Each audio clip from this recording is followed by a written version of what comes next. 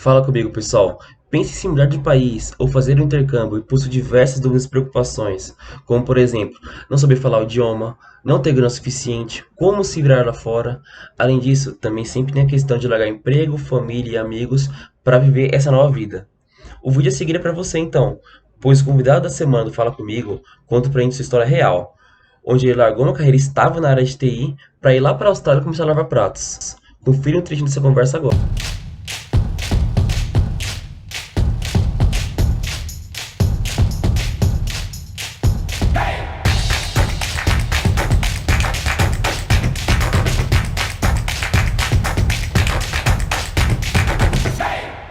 Porque assim, a gente fala, minha vida pessoal, minha vida profissional, mas pra mim é a mesma vida que você tem, né?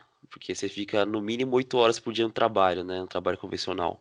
Uhum. E aí você, pô, é muito tempo da sua vida, né? É como você vai chegar em casa, num trampo bosta e ficar feliz, porque Sim, acabou a sim. sua vida profissional. E eu acho que isso é muito difícil, né? E parece que chegou no ponto da área que já não tinha mais nenhuma satisfação, né? Sim, sim. E não é só as 8 horas que a gente passa dentro do escritório, né? Se você tem que levantar às 7 da manhã para chegar às 9, desde as 7 da manhã você já tá trabalhando, porque você levantou para isso, né? Exato, exato, Exatamente. exato. E querendo ou não, como a gente é de TI, você sabe, às vezes quando você fica de plantão, você pega o celular da empresa, você vai para casa. E assim, quantas vezes já me aconteceu? 3 horas da manhã, o celular tocar, 2 horas da manhã, tá viajando. Acho que você mesmo até lembra uma vez que a gente estava viajando com o pessoal da faculdade, o celular tocou, o pessoal, todo mundo se divertindo, eu fiquei lá 3 horas para resolver um problema. E assim, a pessoa podia esperar até segunda-feira, não era um caso de vida ou morte. Mas assim, são coisas da área que você tem que sacrificar. Ganhava bem por isso? Ganhava bem por isso, mas, sabe? E o prazer de você ter o seu tempo. Sim. É. A área de E TI é uma área que, não sei se todo mundo que está nos ouvindo sabe, mas é uma área que tem muitos casos de burnout, porque é muita coisa, né? Você não para de trabalhar um minuto. E por mais que pague bem, tem alguns ônus aí que às vezes são pesados. Eu mesmo, o Márcio vai lembrar, eu já saí de férias uma vez e a pessoa que ficou no meu lugar se demitiu e eu tive que voltar com 3 dias de férias de Nossa, volta pro trabalho porque não tinha quem fizesse o que eu fazia. Então, assim, quem quer ingressar na área de TI, principalmente na área de infra, de rede, sabe que é um caminho difícil. é um caminho difícil e assim, quando acontece esses casos, já tem um plantão, eu tenho que atender aqui no meio de um rolê, no meio de uma viagem, a galera que é da área, ela entende, né? Porque todo mundo que vive mais ou menos isso. Mas no mundo externo a isso, né? A galera tem um pouco mais de bom senso e percebe que é uma loucura isso, né? Você ficar numa call, começar a fazer uma call meia-noite, você ter que atender o telefone no meio de uma viagem que não dá atendeu. É, são ônus muito grandes, né? E às vezes o salário não paga isso, né, Dário? sim, sim. Acho que nem ia falar, o estresse não paga isso, mano. O estresse que você tem não. Cara, eu acho que a gente vai chegar nesse ponto, mas vim pra cá, cara, me abriu tanta mente que fala assim, cara, eu quero viver e ter uma vida tranquila. Eu não preciso ter tanto. A galera não precisa ter tanto luxo pra ter uma vida da hora. Então, assim, eu acho que a galera trampa, trampa, trampa pra ter uma vida luxuosa, mas, cara, de vez em quando você tá trampando, você tá sendo infeliz do que você poderia, tipo, estar aproveitando, sabe? Eu acho que é bem isso. Quem falou, o salário não paga. O salário não paga, o estresse não paga, tipo, tem uma frase que era que nenhum CNPJ vale um AVC. Eu acho que essa é a frase. Que eu acho que, principalmente na área de TI, a galera fala muito, fala muito. Exatamente. E essa é a ideia aí de não se estressar mais, ajudou aí nessa ideia dessa migração sua? Como é que foi? Ah, sim, sim, porque chega uma hora que você fala que você, cara, eu não tenho vida, eu não aproveito, eu só trabalho. Eu não vou falar que eu tinha uma vida muito regrada só ao trabalho, mas ainda mais morando em São Paulo, que é uma cidade, cara, caótica, então assim, eu acho que o intercâmbio ajudou para dar uma tranquilizada também. Eu acho que foi um ponto importante, sim, para sair de todo o estresse que eu sempre vivi. Acho que trabalhar em TI e morar em São Paulo são duas coisas quase insalubres, né, já, né? Mano, você devia já receber mais por isso, né? O seguro devia cobrar isso. Exatamente. É Tô Você cada até vez. verdade. comentou, Dário, que você estava já, né, nesse ponto de estresse aqui em São Paulo, mas a gente sabe que quando a gente muda para um lugar totalmente novo, em outro fuso horário, tudo ao contrário, não tende a ser também uma das primeiras, pelo menos no começo, das experiências menos estressantes, né? Ah, É, com certeza não. qual que era a diferença do estresse de você trabalhar das 9 às 18 com o estresse de você chegar num país com cultura diferente, horário diferente, tendo que, né, começar de baixo de novo? Foi desafiador. Eu não digo tanto estresse, eu digo mais ansiedade. Mas, assim, o nível de ansiedade de você, pô, vou chegar lá, como é que eu vou falar? Eu não tinha um inglês muito bom quando eu cheguei aqui, né? Então, era mais ansiedade. Nossa, como eu vou chegar lá, vou falar para a pessoa que eu quero ir naquela direção, que eu preciso pegar aquele transporte, que eu quero aquela comida. Então, assim, eu acho que não foi nem tanto estresse, foi mais coisas de ansiedade. Acho que a ansiedade bate mais do que o estresse. Porque o estresse, eu acho que para mim, estresse é uma coisa que você está vivendo diariamente, é uma coisa que é do seu dia a dia, que você se cansa e você não tem muitas opções disso. Então, eu acho que isso é mais um ponto de estresse. E acho que essa mudança é mais uma ansiedade e um medo desconhecido. Acho que não é tanto estresse, é essa mistura de ansiedade e medo do desconhecido. Que é bacana, assim.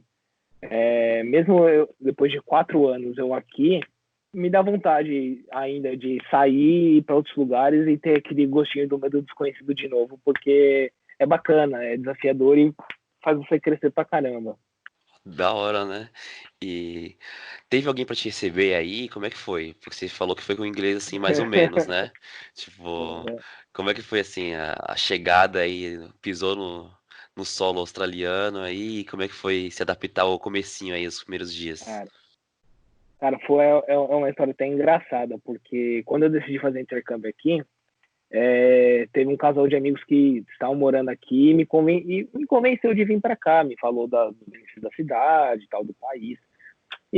Porque assim, eu sempre pensei em fazer intercâmbio ou era para Europa ou era para o Canadá, nunca pensei em Austrália.